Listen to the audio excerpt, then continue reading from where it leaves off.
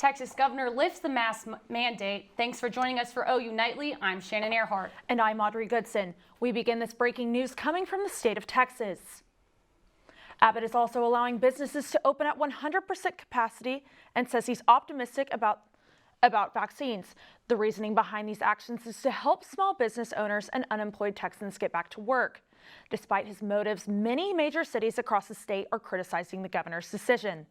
The mayors of San Antonio, Austin, and Dallas have taken to Twitter, voicing their opinion towards the removal of the mask mandate. This is not the time to be saying people don't have to wear masks, that we want to lower the standards. It's one thing to ease up on some of the standards in a methodical, deliberate fashion. I got that. But my main concern would be taking these masks off. Abbott's announcement comes just a day after the CDC director warned states not to let up on COVID-19 precautions. And Oklahoma has never had a statewide mask mandate, but most of the state's larger cities have mandates in place. The city council in Oklahoma City just extended its mandate today with a vote of 7 in favor of 2, requiring masks in indoor public locations and 2 against it. The mandate extends required masking until April 30th, and as many know, anyone over the age of 11 are required to wear a mask. It is advised but not required for those over the age of 3 to wear face coverings. Council vote comes after public health officials validate that masks are slowing the spread of COVID-19. Phil Maytubby, Chief Operating Officer for the County Health Department, confirms that 24% of Oklahoma County residents are vaccinated. Maytubby anticipates OKC to reach herd immunity as soon as June. Norman's mask mandate continues until June 1st. And the number of COVID cases in Oklahoma is dropping, partially due to a higher number of people getting the vaccine. The Oklahoma State Health Department reports that 111 new cases today, bringing the total of active cases across the state to around 12,500. The state also reported 56 new deaths resulting from COVID-19, bringing the total number of COVID deaths in Oklahoma to just about 4,500. And there is breaking news on the vaccine front as the president says there is a new timeline when most Americans should be able to get their vaccines. Deyton Deller has a look at that and the rest of the news, making national headlines from the News Center. Thanks, guys. Yes, moments ago, President Biden announced that the U.S. will have enough vaccine supply for all adults by the end of May. He also announced that a partnership between competitors Johnson & Johnson and Merck will help produce Johnson & Johnson's newly authorized vaccine. We should all be encouraged by this news of a third safe and highly effective COVID-19 vaccine. The more people who get vaccinated, the faster we're going to overcome this virus. This partnership is in hopes of increasing supply of the single-shot vaccine and allowing Americans to overcome this pandemic. A grisly early morning crash in Southern California killed at least 13 people. The crash of a gravel-hauling semi-trailer and a Ford SUV happened about 11 miles north of the U.S.-Mexico border. Officials believe there were 25 passengers in the SUV when it collided with the semi. The truck's driver, along with the surviving occupants of the SUV, are being treated for injuries at local hospitals. Governor of New York, Andrew Cuomo, is in the hot seat after a third woman accuses him of sexual harassment. Anna Rook is the first of the women that made an accusation against Cuomo that was not employed by him. Although Cuomo has denied these allegations, U.S. House member Kathleen Rice is calling for his resignation. Cuomo has announced that he will no longer comment until the independent investigation is complete. And in other news, the Senate has confirmed Gina Raimondo to serve as President Biden's Secretary of Commerce after an 84-15 vote. Back to you guys at the desk. Thanks, Deyton. Great news there. Well, OU Health Physicians is no longer a contracted provider for patients with Blue Cross Blue Shield. They announced this change via email after year-long negotiations on a contract agreement. OU Physicians explained in the email they wanted more funds from the Health Insurance Federation and felt undervalued by Blue Cross Blue Shield. March begins the 120-day transition period where Blue Cross Blue Shield insured patients can use OU Health Physicians and services without interruption. And March is National Reading Month with celebrations across the nation planned for today's Read Across America Day, a way to promote children's reading. But it's looking different this year. Mckenzie Gladney joins us live with more details. Read Across America Day is different this year. U.S. students are learning virtually due to the COVID-19 pandemic, but the National Education Association has a variety of virtual events planned for the week. But what's different is the NEA, which founded Read Across America, has pivoted from a popular children's author, Dr. Seuss, to a focus on diverse children's books.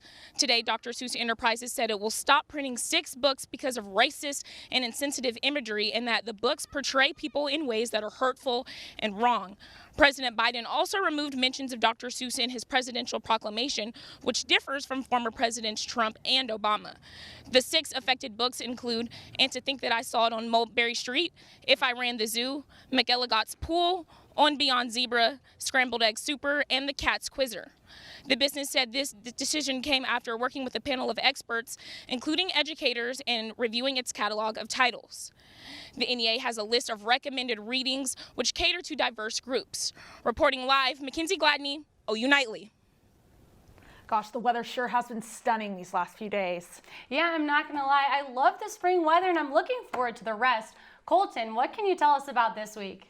Yeah, Shannon, I agree. I am a lover of springtime, and well, it has been an absolutely gorgeous last couple of days, and well, it's going to continue now, sitting at 62 here in Norman. Look at this, middle 60s for all across Oklahoma here on this second day of March. 67 in Woodward, Guymon poking into the 70s. It's downright gorgeous. Get outside today if you can, but hey, we're seeing a drier air mass beginning to move in over Oklahoma now off the eastern side of the Rockies here, and that's going to lead to some really comfortable temperatures. So coming up in weather, we're going to be talking about springtime is here. We've got seasonally mild temperatures, and I'll let you know about any sort of rain chances. Ladies, back to you.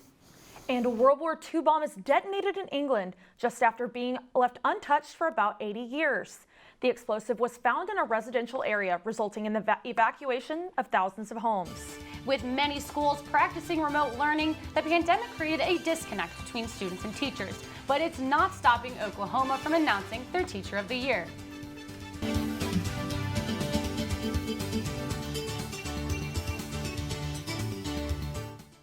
The COVID-19 vaccine is obviously in high demand, and scammers are beginning to take advantage. Emma, what do experts have to say about this? The COVID-19 vaccine rollout is expanding, but getting an appointment is challenging, and scammers are taking advantage of people's desperation. Federal regulators are warning people to watch out for texts or robocalls asking you to pay money up front to get on a vaccine list. And don't click on links in texts or emails about fake opportunities to get the shot.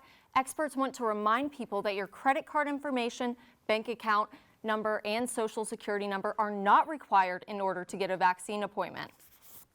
A big bang took place in the middle of a quiet town. A World War II bomb was discovered in Exeter, England late last week. The device, determined to be a 2,000-pound German air bomb, was unexploded, so authorities decided to detonate it. But first, more than 2,000 homes had to be evacuated. Once everyone was safely out of the way, authorities set it off. The controlled explosion was a success, but did shower the area with debris. Residents are now slowly being allowed to re-enter their homes while the cleanup operation is underway. Gatorade wants you to drink more of its beverage, and now it can tell you how to do so more effectively. The GX Sweat Pack. The sticker goes on your inner arm before the workout, where it measures how much sweat you produce. Then Gatorade's app tells you how much fluid and sodium you've lost and how much of its sports drink you need to consume to replenish it. You can get 2 patches for $25, and they are not reusable. And Twitter is taking action to prevent misinformation on COVID-19 vaccine from spreading. People who repeatedly try to share false information on Twitter could face a permanent ban. Back to you at the desk. Thanks, Emma, and I'm looking forward to get that Gatorade patch. Sounds really interesting. But for now, the Oklahoma Teacher of the Year will be announced this week. And in the middle of a pandemic, there has been a hit hard with changes. OU Nightly's Grace Whitten spoke with the 2020 winner about her experience this year. Everyone needs them, and we've all learned from one, a teacher. And in the middle of a pandemic, teachers continue to face a new world. They are reaching students, and they are educating, and they are doing it in the most creative and thoughtful ways. And it has been so inspiring. Even with many schools shut down, the pandemic may bring positive changes to learning. That you're going to see more innovations coming this way, and I think we should totally embrace it. When asked about the award, the current Teacher of the Year, Jenna Nelson, says it isn't about winning. Teachers, we're not in this for the glory. We're in this because we love kids. We love education. We know that our job is the most important job in the world, because without education, there is no other occupation. Jenna Nelson is passing the baton this week for Teacher of the Year, and she says that all 12 finalists will be a great representative for the state of Oklahoma. Grace Whitten, OU Nightly. The Teacher of the Year award will be presented in a ceremony on Thursday morning. OU Student Affairs and the Student Government Association are launching a new platform for students to connect during the pandemic. The app helps students in meeting peers outside of their normal routine. Well, I'm excited to get out and use that app. Colton, what about you? How are you feeling about the weather? Maybe using that app outside. Hey, it's gorgeous outside right now. We're sitting sunny skies, lower 60s. We'll have all that and more coming up right after this. All right, welcome back to OU Nightly. Thanks for joining us. I'm Colton Williams. We're taking a live look now at downtown Oklahoma City, and folks, it is downright gorgeous out there. Sunny blue skies looking straight towards downtown. 62 degrees now, winds just out of the west-southwest. Dew point extremely dry. It feels very, very comfortable out there. Today is the day to get outside. 62 once again here in Norman, Oklahoma City. All across Oklahoma, lower 60s, going to upper 60s, and even poking into 70 in Guyman. So, hey, folks, it feels great out there. So as you get out the door this evening now, wind's going to calm down as we head throughout the evening. Nighttime will be clear this evening, and we'll get down to 42 by the time we get to the midnight hour. But as we headed again into this evening, lows tonight statewide now, 36 in Ardmore, 33 in Lawton. We'll approach freezing in a couple places. Guyman should dip below, but all in all, we're still just hovering just above average here in Norman. Highs tomorrow statewide. Once again, going to be a gorgeous day. Now 69 in Norman and Oklahoma City. Going to poke 70 in a couple places. Other folks, though, going to stick in the upper 60s. Again, sunny skies tomorrow, feeling very seasonably warm. Now, we do have a possibility for some precip later this week. Well, let's go through that now as we head now into Tuesday. This is going to fast forward all the way through into Wednesday and now into Thursday. You see energy system moves now just into the southeastern portion of Colorado. Thursday afternoon, chance of a rumble of thunder or two for our friends in the Panhandle. And then as we head into Thursday afternoon overnight, we've got more showers and thunderstorms here in the central portion of the state. That'll move out throughout Friday. So talking about Thursday evening, where we got a 60% chance here in central Oklahoma, and then again into Friday morning, once again, much of the same. So expect some precip as we head into this weekend. But looking over our extended outlook now, spring is here. And hey, we've got warmer air off to the east, cooler off to the west. Oklahoma, we're splitting it right down the middle. We're going to stay right around average. And as far as precip, we're going to stay once again rather close to average, though some of our friends in the southern portion of the country, they're going to be below average. But here in the northeastern portion, we're going to have what looks like a wet couple of weeks now as we head into the next couple of weeks. So as we head again into this weekend now, small cool down comes Friday, 60s return on Saturday. Again, another cool down, and then as we head into next week, middle 60s return. Ladies, back to you. Colton, I sure am glad that the spring is here, but navigating college as a first-year student is already difficult, and trying to find new friends in the middle of a pandemic is even harder. OU Student Affairs and Student Government Association have paired with NearPeer, an app used to connect students with similar interests and experiences. The app launched last week and is geared toward freshmen and transfer students right now. Student Affairs Assistant Vice President Bryn Dave says she received an email about the app that emphasized combating loneliness in students on campus. This really just sparked an interest in me to find out more about it, what it's doing, and how it can help our students. And so we just wanted to implement it as another tool for students to find each other. So find friends, find their community. For feedback or questions about the app, you can email ou@nearpeer.net. Oklahoma State's Cade Cunningham got the best of the Sooners last night. Arnoldo, what does it mean? What does the team need to bounce back? Well, Shannon, with one game left on the schedule, the Sooners will look to recover from back-to-back losses and get ready for the madness. Welcome back to OU Nightly. I'm Arnoldo Prieto Jr. The sports world has new updates, so let's jump right in. To start us off, the pre-seeds for the Big 12 Championship were announced yesterday. The event features 8 Sooners in the initial pre-seeded weight classes, now decided by a 5-person panel. League coaches will pick final seeds on Friday before they compete for the Big 12 crown. And the boys are on the top, start off strong at the Cabo Collegiate in San Antonio. Number 1 ranked OU men's golf takes a 10-shot lead over the Aggies after a hot start. Shooting a 3 under par 69, OU junior Patrick Welch leads the Sooners to a strong lead. And the success for the men's golf team continues with OU redshirt senior Quade Cummins. Named to the U.S. team for the 2021 Walker Cup, Cummins is the fourth Sooner and the first in 15 years to compete for the U.S. The Walker Cup will kick off in May in Juno Beach, Florida. Now finding our way into basketball, OU women's basketball downs the Lady Raiders and increases the win streak. Led by a 19-point outing by freshman Skylar Vaughn, the Lady Sooners get the win 88-79. Head coach Sherry Cole talks about the strong chemistry shown by her Lady Sooners after their win. They understand one another's strengths and weaknesses. That's a really, really important piece, especially as you get deep in the season where teams are game planning to take things away. Understanding what people can do, what's in their wheelhouse, if you will, is very, very important. And these guys trust each other. They trust each other's gifts, and they depend on one another. And that's a really fun thing to coach. Lucky me. And another battle lost as OU men's basketball falls to Oklahoma State once again. And another close one to the finish, the Sooners fall short 79-75. With one more game on the schedule against the Longhorns, OU will look to bounce back from their 3-game losing streak with the win before the playoffs. And one player who got a win is former Sooner Buddy Hield. The Sacramento Kings guard became the fastest player in NBA history to reach 1,000 three-pointers. The record was formerly held by Golden State Warriors star Steph Curry, who got outbeat by Hield by 19 games. And a chance up in Atlanta Hawks coaching staff arises with the firing of head coach Lloyd Pierce. Pierce gets the boot halfway through the season with Hawks sitting at 11th in the Eastern Conference. Nate McMillan will serve as the interim coach for the time being, with Atlanta hoping to get back in the playoffs.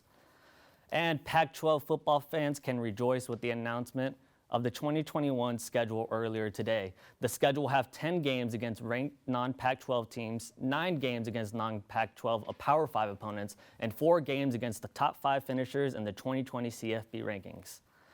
Now, I don't know about you guys, but anytime I hear any kind of football news, I'm always excited to hear it. Back to you guys at the desk. Yeah, even if it's a Pac-12, I'm happy for them, you know. Can't wait for They some struggled football. last season. They did. Well, an Alabama woman finds herself in some trouble after what she thought was just a prank. A Billy Goat gets his hair done, but not at the salon.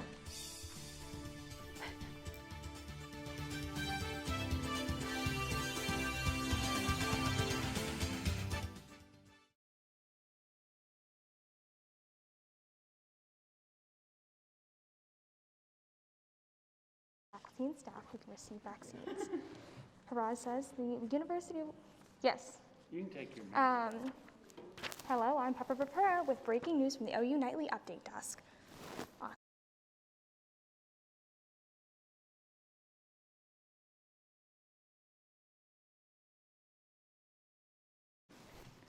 Can you hear them? Yes, I can hear him.